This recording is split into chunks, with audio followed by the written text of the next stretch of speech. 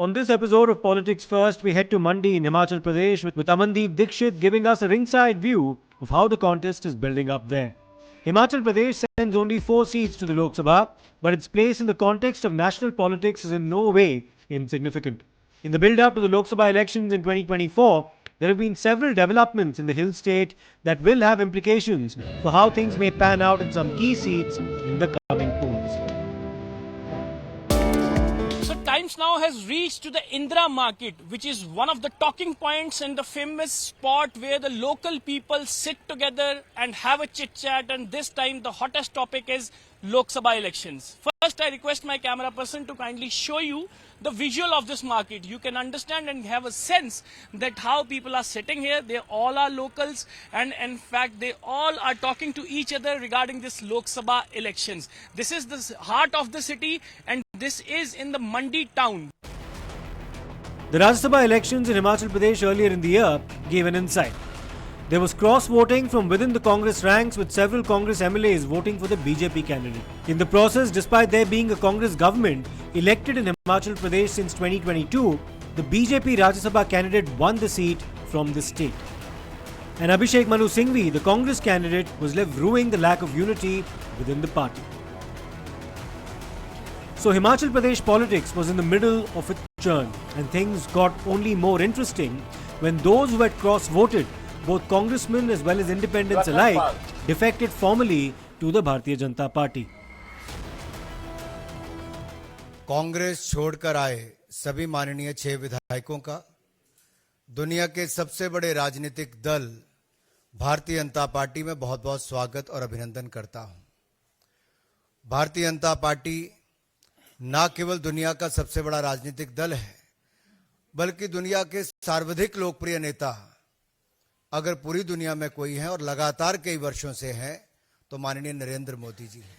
जिन वायदों को करके पिछली सरकार हिमाचल प्रदेश में बनी थी, वो वायदे उतने ही झूठे थे जितने वो राजस्थान और छत्तीसगढ़ में थे।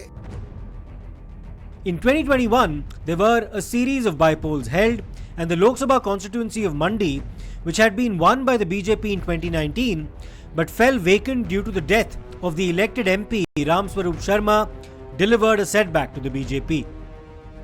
It lost the seat, and the Congress's Pratibha Singh, senior leader and wife of the former Chief Minister Veerbhadra Singh, was the victor following a sympathy wave in the aftermath of her husband's death. In December 2022, the Congress won the state assembly elections, and Sukhvinder Singh Sukhu emerged as the frontrunner to take over as chief minister, which he did, though Pratibha Singh was widely reported to be a claimant for the post as well. In 2024, the battle for Mandi has grown even more interesting, and that's because actor and filmmaker Kangana Ranaut has taken the electoral plunge. She is the BJP's candidate from Mandi.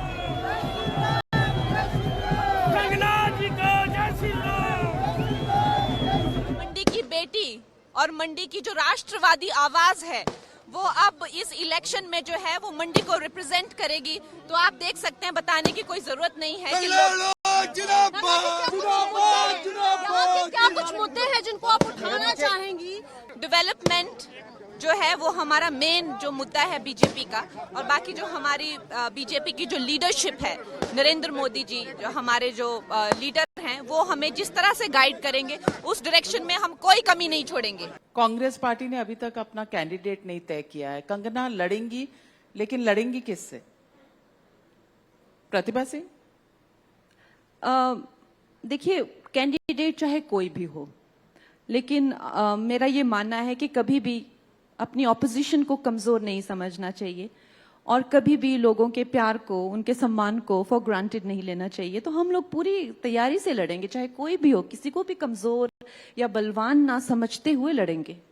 और Kangana Ranaut role निभाएंगी, क्योंकि roles में आप बहुत कुछ कर सकती हैं, make believe world भी थोड़ा होता है, लेकिन यहाँ पर जाके लोगों से मिलना पड़ेगा।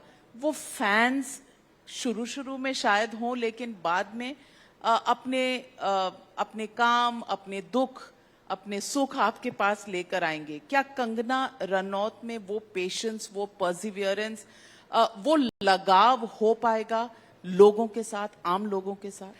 देखिए Navika ji, I will not lie to you that I am not I am not scared or anxious about it. I am very anxious about it. It's a complete lifestyle change for me. क्योंकि आप जानते हैं कि I am from being having a very privileged life. I am now going into somebody who's going to be called a public servant, and rightly so, because I am there to serve each one of them, and my constituency is almost covers 70% of Himachal Pradesh.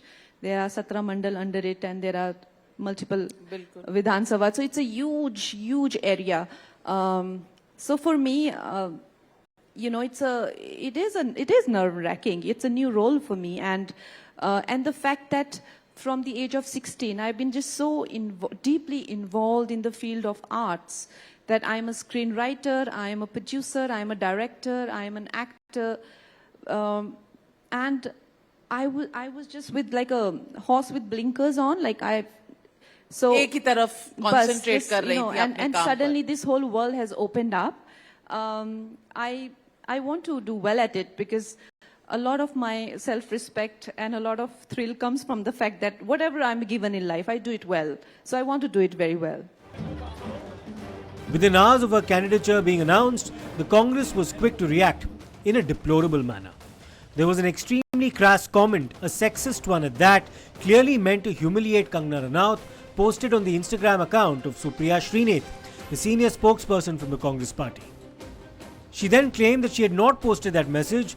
Instead, it was somebody who had access to her account who had done so, and that efforts were on to identify that individual. Srinath had criticized the remark that was made. The BJP, however, was having none of this. Complaints were filed with the Election Commission, and the poll body censured Supriya Srinath.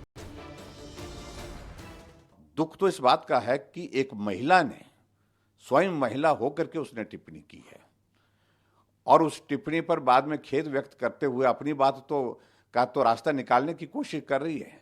लेकिन Congress party के ही कुछ ऐसे लोगों ने ऐसी भद्दी टिप्पणी उसमें और करी है। उसके संदर्भ में आपका क्या कहना है? इस प्रकार से नहीं सहन किया जा सकता है, और जो भी किया है ये बहुत दुर्भाग्यपूर्ण है। While Rahul Gandhi and Priyanka Gandhi were silent in their response to the crass comment made, the party did not give a ticket to Supriya Srinath from Maharajganj, the constituency in Uttar Pradesh she had contested in 2019 and lost. The group editor-in-chief of Times Now and Times Now Navbharat, Navika Kumar, asked Kangana Ranaut about the comment made on Supriya Srinath's social media handle about her, and also the explanation that was offered. तो अब मंडी में आप जनता से vote मांगेंगी, लेकिन आपने दहलीज पार ही नहीं की थी कि आपके ऊपर इस तरह की टिप्पणियां होने लगी। आपका इधर नाम अनाउंस हुआ और उधर कांग्रेस पार्टी की सोशल मीडिया हेड ने, सुप्रिया श्रीनेत ने, एक ट्वीट किया, एक सोशल मीडिया पे पोस्ट डाला, माफ कीजिएगा, और कहा उन्होंने कि मंडी में क्या भाव चल रहा है। अभद्र टिप्पणी थी, बहुत लोगों ने इसका कड़ा विरोध किया। आपके मन में जब आपने ये देखा तो आपके मन में सबसे पहले क्या थॉट आया? मुझे बहुत दुख हुआ।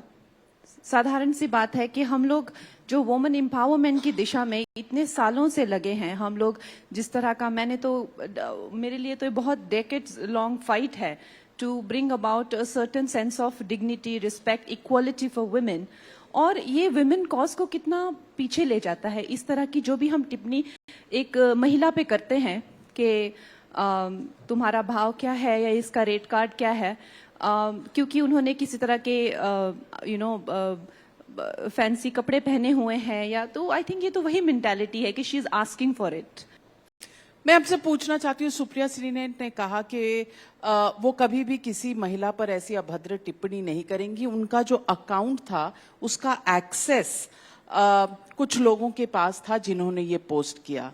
आप मानती हैं ये एक्सप्लेनेशन? देखिए, हमारी जो पार्टी है उन्होंने इलेक्शन कमीशन में इसके बारे में कंप्लेन किया है, I will let them decide because these are all very technical and legal things. Legal technical छोड़िए, लेकिन मुद्दा ये है कि आपका मैसेज क्या है आज सुप्रिया श्रीनेत को? Well I just feel that उन्होंने बहुत ज्यादा लोगों को हर्ट किया है. हिमाचल में लोग बहुत ज्यादा हर्ट हैं और आज वहां पे काफी लोग एकत्रित हुए थे इस बात को, बिकॉज हम लोग हिमाचल की इमेज को इस तरह से टार्निश नहीं होने दे सकते. And I just feel that जो कांग्रेस पार्टी है उनकी जो अलाइनमेंट है वो आपको तो पता ही है, वो लिबरल होके कभी वुमेन को बिकिनी एंड कॉर्सेट पहने हुए को शेम करेंगे, फिर बुर्खा को वो प्रमोट करेंगे, तो उनको पता ही नहीं है कि फिर वो वुमेन एम्पावरमेंट की भी चैंपियन बन जाती हैं. तो फिर वो एक तरह से एक वुमेन को विच हंटिंग के लिए भी निकल जाती हैं. तो इस तरह के शख्स के बारे में, इस तरह के किरदार के बारे में क्या ही कहा जाए, कुछ कहने लायक ही नहीं है वो. I don't think there is anything to say about her. Pratibha Singh is the current MP from Mandi. She had earlier said that she will not contest the election this time, though it appears as though the nomination of the outspoken Kangana Ranaut by the BJP has prompted a rethink in the Congress ranks. From saying that she does not want to contest this election, Pratibha Singh now has said that she'll go by what the party high command decides. Are you open to contesting against Kangana Ranaut? बिल्कुल नहीं. मैंने high command को अपनी बात बोल दी है. High command क्या फैसला करती है वो उस पे अब निर्भर करता है. ठीक है. कंगना को कितनी बड़ी चुनौती मानती है?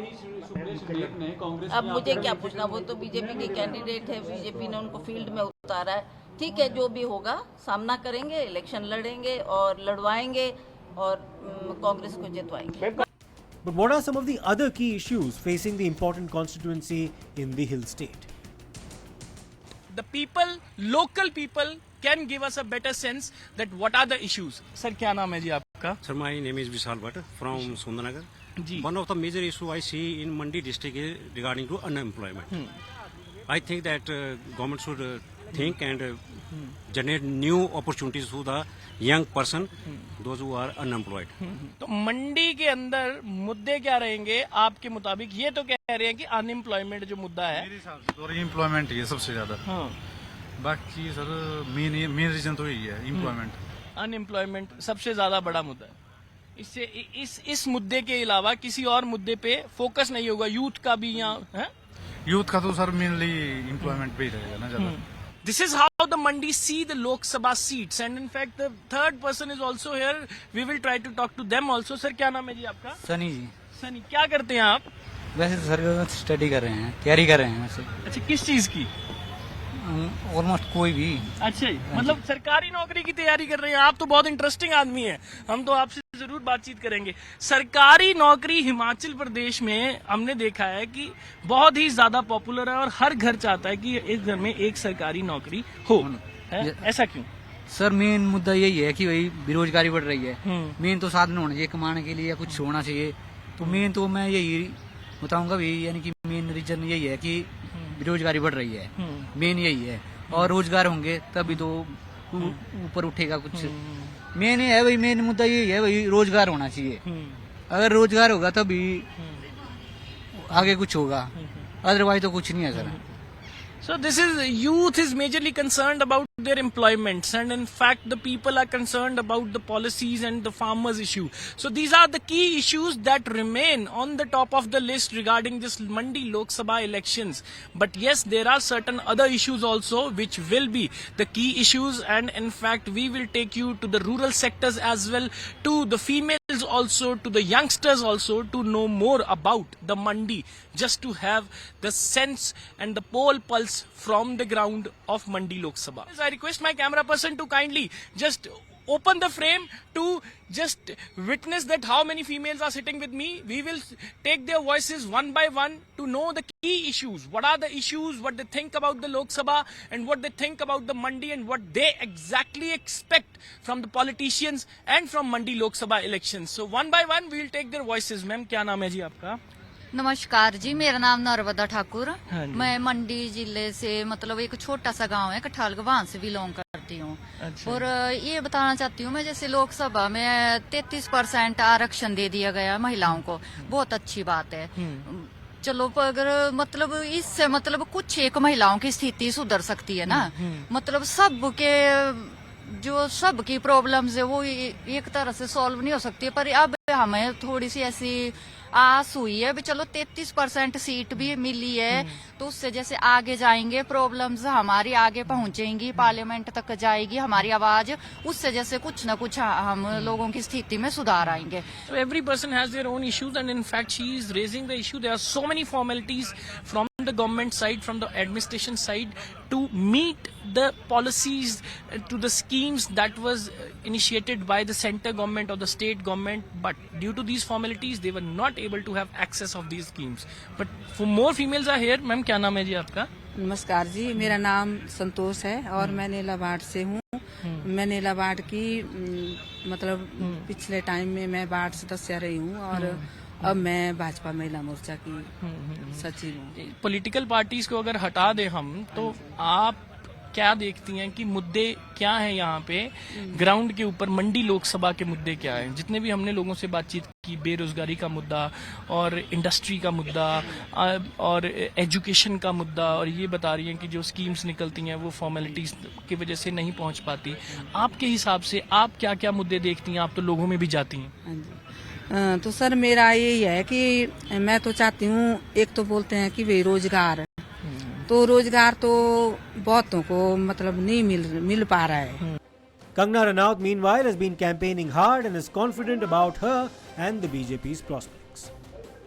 One of the local singer who will be now singing for us and then for Kangana. We will try to listen to her also, just because she is skill है इनके पास, पर ऐसे आगे बढ़ नहीं पाते ना, तो ऐसे भी सुनाइए हम बढ़ाएं। खुद लिखा हुआ है और दिल से लिखा हुआ है उनके लिए। खुशी की लहर है आई, कंगना रनौत तेज छाई, मंडी की बेटी सबके चेहरों पर एक नई मुस्कान है लाई, कंगना जी मंडी में छाई, वोट इनको हम सबने देना है, भारी मतों से जिताना, वादा किया इस बेटी से, हम सबको वादा है निभाना, हिमाचल की बेटी जीत जाएगी, हम सब भी ये जीत जाएंगे, मंडी की बेटी सारे हिमाचल में एक नई खुशहाली लाएगी, कंगना जी मंडी में आई, गांव गांव शहर शहर छाई, मंडी की बेटी सबके चेहरों पर एक नई मुस्कान है लाई, कंगना रनौत जी आई। These are the emotions of the people. These are the voices of the Mandi Lok Sabha constituency, from the youth, from the youngsters to the females. This is what they think about Mandi, and in fact this is what they expect from their candidates and from their political parties which are going to contest the Mandi Lok Sabha election. So this is the beauty of the democracy. Just because the largest democratic festival is going to take place here in Himachal Pradesh on 1st of June, the last phase of Lok Sabha elections. मंडी की campaign बहुत interesting होती हुई नजर आ रही है, जहां पे कंगना अब लोगों के बीच जा रही है, और कंगना एक इंदिरा मार्केट, मंडी में इंदिरा मार्केट है, वहां पे एक चाय का टी स्टॉल लगाया गया, नमो टी स्टॉल, और वहां से चाय लोगों को सर्व की गई। See the visuals that how the Kangana is making tea on a NaMo tea stall with the photo of prime minister Narendra Modi. And people around Kangana and Jairam Thakur raising the slogans, Kangana ji ko Jai Shri Ram. So this is the mood of the color, in fact the color of the election, that the colorful pictures are coming up when the candidates are on the ground among the people in a different mode, in a different way of campaign as well. See, Kangana is serving the tea to the people on a Namo tea stall here. So these are the campaign tactics of different political parties, of different political leaders in a different way. So here you can see, so now Rajiv Bindal has been given the tea by Kangana, and Kangana is serving the tea on Namo Tea stall among all the leaders and others also. So the tea campaign has been launched by Kangana herself, making the tea, serving the tea to other people as well.